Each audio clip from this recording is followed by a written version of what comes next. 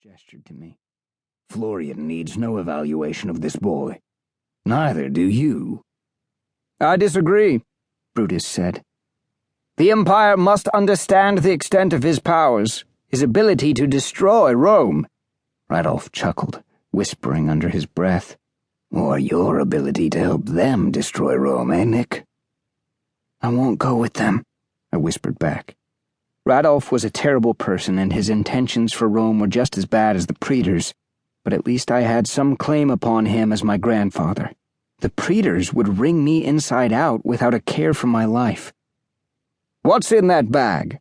Brutus asked, nodding at my waist. A key, perhaps? Sunshine, I told him. And roses.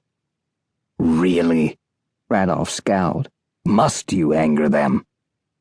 Then he raised a hand and pushed it toward Brutus, who fell onto the stone steps. Instantly, every praetor in the circus drew swords and spread out, encircling us. They blocked all of the exits, probably even in parts of the circus I could not see. Brutus shouted, "Get the boy!" "Horatio never gave me the key!" I shouted back. "I'm of no use to you!" Brutus smiled. "Let us determine that." Radolf twisted, repelling another praetor who had come up behind us and gotten close. I felt the magic race through his divine star as it emptied. It seemed impossible that he didn't feel mine whenever I used magic. Don't let them touch me. Radolf sent magic toward yet another praetor who was edging closer to us. If they do, I can't protect you anymore. They'll take the key.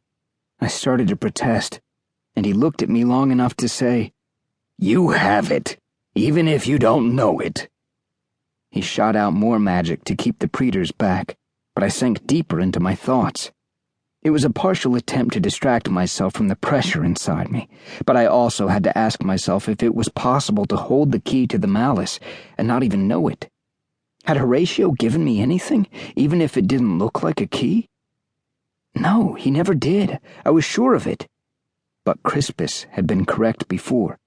Horatio himself did say that he had given me the key. Why tell such a lie? Radolf grabbed my arm and swung me behind him as he rotated yet again. His punches of magic were becoming fiercer, but the praetors were also coming in faster. He couldn't get them all. Suddenly, a dozen praetors rushed at us, all at once.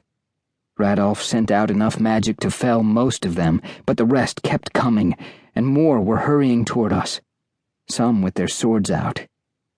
I noticed a few small rocks scattered on the steps and picked them up. My aim was true, and I hit a couple of men who were rushing up the steps toward us.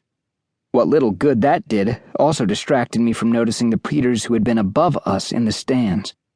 With Radolf focused on those directly in front of him, two men grabbed me by the arms. One put a knife to my throat while the other picked up my legs. I squirmed and tried to get a hand free enough to do magic. With the energy contained inside me, I knew I could drop these two men to the ground faster than hard rain. But something had happened. The instant one praetor's hand grabbed my wrist, the magic drained out of me. It was gone. All of it. I tried sending out anything I could just as a test, but nothing was there. Nick! Radolf turned around, but the man holding the knife against my throat pressed it closer to my chin, and Radolf lowered his hand. I kicked with one leg and felt the knife cut. It wasn't terrible, but it did stop my squirming. The next cut might not be as lucky. "You want something from me?" I said.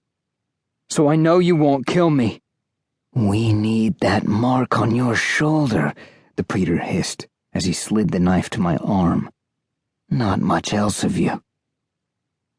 Then that same man suddenly howled in pain, dropping the knife and my hand that he'd been holding.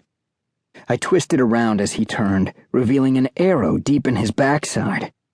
The praetor holding my feet dropped them too, and I tumbled to the steps, landing hard on my side. That praetor ran back down, clutching an arrow lodged in his arm. I rolled to see Aurelia at the top of the steps with a bow in her hand and another arrow nocked. She nodded at me only momentarily and then released the arrow toward a praetor near Radolf. At some point, the sack with the lead tablets in it must have been cut, and it had fallen down.